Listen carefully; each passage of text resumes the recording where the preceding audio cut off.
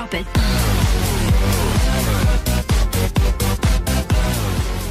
معانا الشاب نبيل، عايش في امريكا. حابين ان احنا نعمل معاه حوار كده وندردش معاه يعني ونشوف. ازيك يا نبيل، عامل ايه؟ ازيك يا نبيل؟ ازيك يا حبيب، اخبارك ايه؟ انت عامله ايه؟ الحمد لله. يا رب دايما. يعني تسمح لنا ان احنا نعمل معاك حوار كده يا نبيل ولا يا ايه؟ فندم، ده ليا الشرف.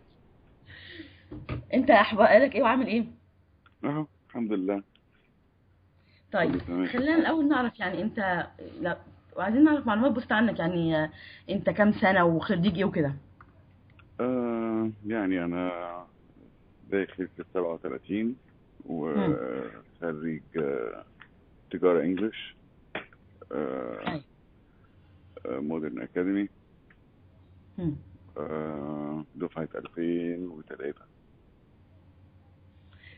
طيب انت بقى يعني عايش فين في امريكا وسافرت بقالك قد ايه؟ يعني بقالي 8 سنه. ما شاء الله، ما جيتش بقى مصر لا، طيب في خلال سنة؟ لا، مم. يعني نفسي طبعا وميت حياتي ان انا انزل مصر واشوف حبايبي واشوف الناس واشوف اصحابي واشوف بلدي يعني. طب اول ما تيجي، طب هتزور مين بقى في مصر يا نبيل؟ اول اول حد بقى تبقى مشتاق ليه وكده؟ واحد صاحبي عزيز عليا جدا جدا جدا،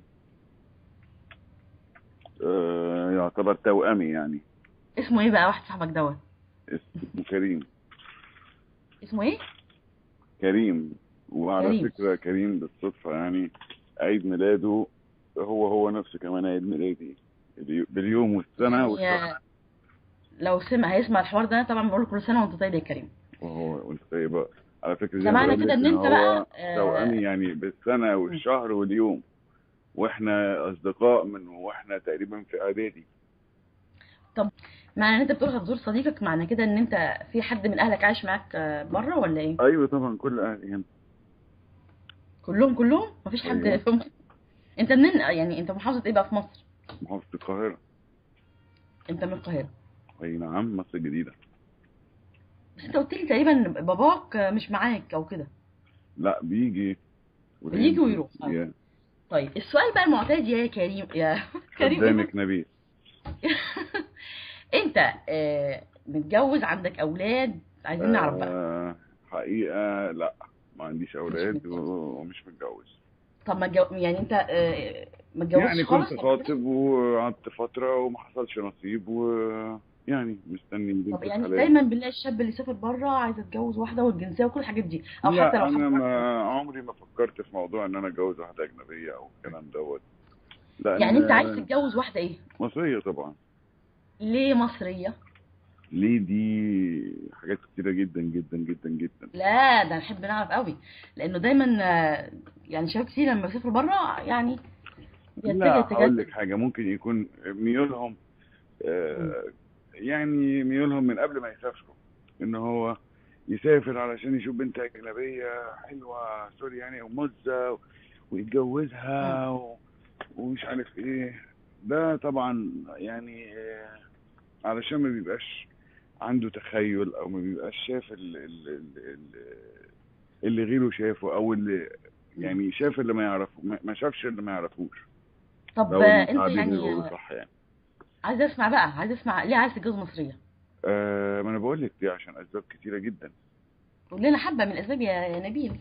لازم يعني، بتهيألي اه معروفه احنا يعني. نحب نسمع قوي. بتهيألي معروفه. يعني اولا طبعا بنت بلدي، يعني هقول لك ايه مثلا، الكلمه اللي هقولها هتفهمها، النصر اللي هقولها هتفهمها، لو قفشت ضحك هتفهمها، هتريحني في حياتي، هتبقى مطيعة في حاجات، هتفهم يعني النشأة بتاعتنا كشرقيين. بقول لك حاجات كتير لو قعدت يعني اتكلم فيها من هنا تمام. للصبحية مش طب هتخلص. انت يعني وانا الوحيد المصري اللي هنا. لا طبعا. طب طيب، خلاص يعني انت ساكت كده، طب يلا اتجوز مش بقى ساكت، في بس بره. زي ما بيقول لك يعني، طب يعني اشمعنى كل الشباب اللي مش متجوز ساكت يعني؟ امم ولا ايه؟ عايزين نقول لك الف مبروك قريب يعني. ايه يا ريت. ان شاء الله. وتعزمنا بقى، ها تعزمنا. اكيد طبعا، هبعت لك طياره تيجي مخصوصه. نغني اغنيه. عارف في محمد فؤاد كده غنى، لو حافظها، امريكا شيكابيكا، عارفها؟ لا. طب غني لنا اغنيه كان بيغنيها عن، يعني اسمها امريكا شيكابيكا تلعبك على الشناكل، حاجات كده. ايوه انا اسمع الاغنيه دي، بس صدقيني طب مش عايزين فاكرها. اغنيه ايوه. بالانجلش كده.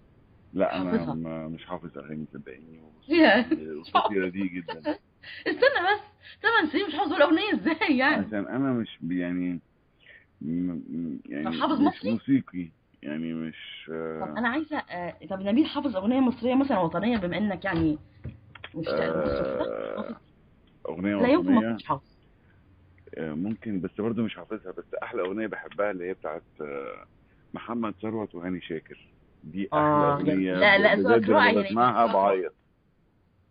بلدي يا بجد بلدي مش حافظها برضو. بلدي، ايوه بلدي بلدي يا بلدي جميله. يا بلادي مش فاكر. يلا غني، يلا يلا معاك. صدقني لو افتكرها اغنيها. راجل عبد الحليم في اغاني وطنيه جميله قوي قوي قوي لعبد الحليم برضه. لا، ما انا بقول لك هي الاغنيه بتاعت هاني شاكر ومحمد بس احنا ثروت دي، هنبعت لك الاغنيه دي برضه، هنهديها لك وهنبعتها وبعشقها. لك برضه تسمعها. يا ريت، يا ريت قول لي جدا بقى يا يعني. نبيل يعني. بتدخلني مصر الاغنيه دي، بحس ان انا قاعد في مصر يعني. اه تمام. طب انت يعني مين مثلا اصحابك يعني في الاخبار في مصر وكده، يعني كونت طب صداقات لما سافرت بره؟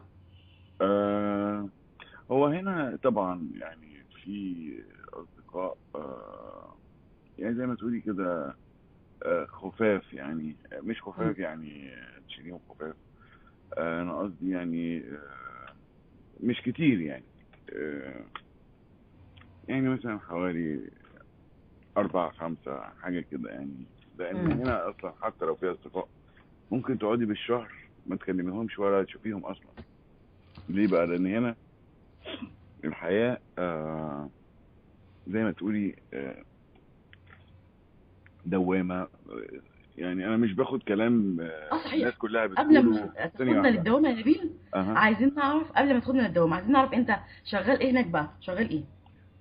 أنا شغال كذا شغلانة، يعني شغال لو حابب تقول، يعني لو حابب تقول. يعني شغال كذا شغلانة علشان أقدر إن أنا ألاحق على انت قلت لي شغال محاسب يعني مش لازم أقول أنا شغال إيه، بس أنا شغال محاسب من ضمن الشغلانات، شغلانة تانية وشغلانة تالتة، يعني مش هتفرق يعني يعني. انت لا متجوز ومشتغل 3 شغلانات؟ امال لو متجوز هيشتغل كام هقول لك شغلانه؟ حاجة، أنا هفهمك حاجة صغيرة جدا.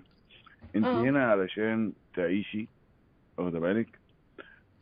مبدئيا كده، مبدئيا لازم تدفعي إيجارك. إيجارك مش أقل من 500 $600. ده كده يعني حاجة يعني معقولة كويسة، مفيش أقل من كده. تمام. الا بقى اقل من كده بقى يعني اوضه شرك مثلا في بيت، مش عارف شرك في حاجات كده يعني، تبقي واخده سرير ولا حاجه في اوضه مع حد. الكلام ده ارخص، واخد بالك؟ تمام. لكن عشان تبقي مستقله باوضه لوحدك انت، او شقه اوضه وصاله او حاجه زي كده، مش تمام. اقل من لو شقه مستقله مم. مش اقل من $1300. لكن مم. لو اوضه في بيت محترم وكويسه آه بحوالي 500 $600. ده غير بقى تمام. ايه، غير الانترنت وغير الميه وغير الكهرباء وغير خلاص يا نبيل، الغسيل. خلاص خلاص يا نبيل، كل ده كل اوكي. ده. لا ثانية هذا، انا قصدي الكلام دوت يعني. مم. انا ما انا الكلام ده ليه هدف اللي هقوله ده، يعني تمام. مش طب. بحكي. فالسبب اللي انا بقول ان دي 3 شغلانات، ودي انا بخش في تفاصيل علشان ما ايوه. يبقاش الكلام مطول. بما معناه ان علشان تاخدي اوضه ب $600، وعلشان تدفعي في هنا لازم علشان تركبي عربيه لازم يبقى تدفعي تامين على العربيه من الحوادث، والكلام ده هنا اجباري. ولو البوليس مسكك من غير التامين دوت ممكن يسحب منك العربيه، يجيب ونش وياخد العربيه يحطها في اي مكان لغايه ما تعملي تامين على عربيتك. فده بتدفعي له حوالي $200. وعندي $500 او $600 سكن، غير النور والكهرباء والكلام ده ممكن نخش لها في 100 كمان. يبقى احنا كده عندنا ايه، انا برضو تاني بقول لك كلام تاني اهو على جريت. بيوحشك ايه من مصر بتشتاق له والذكريات انت الحلوه ان مش الجنه. عندك كده $700 مثلا، مم. ايجار وزائد التامين العربيه والكلام دوت، هتدفع مثلا 800 900.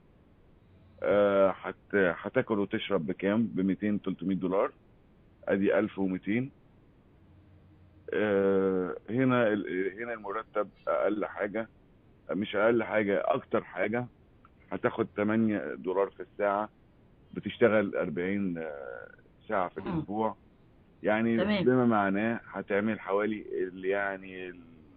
الكريتيك قوي، هيعمل حوالي 1200 $1300 في الشهر. ده لو اشتغلت شغلانه واحده بس. ايوه يا نبيل، ايوه.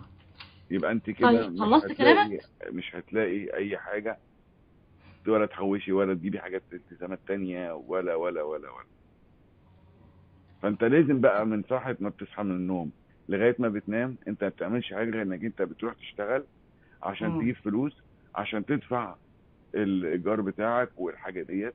مفيش استمتاع بالحياة، ما انا كنت مفيش هسألك، فسح، يومك بس مفيش كله في الشغل؟ مفيش اي حاجة اسمها حياة. ليه مش يعني في اجازات؟ مصر في انك انت بتقعدي مع اصحابك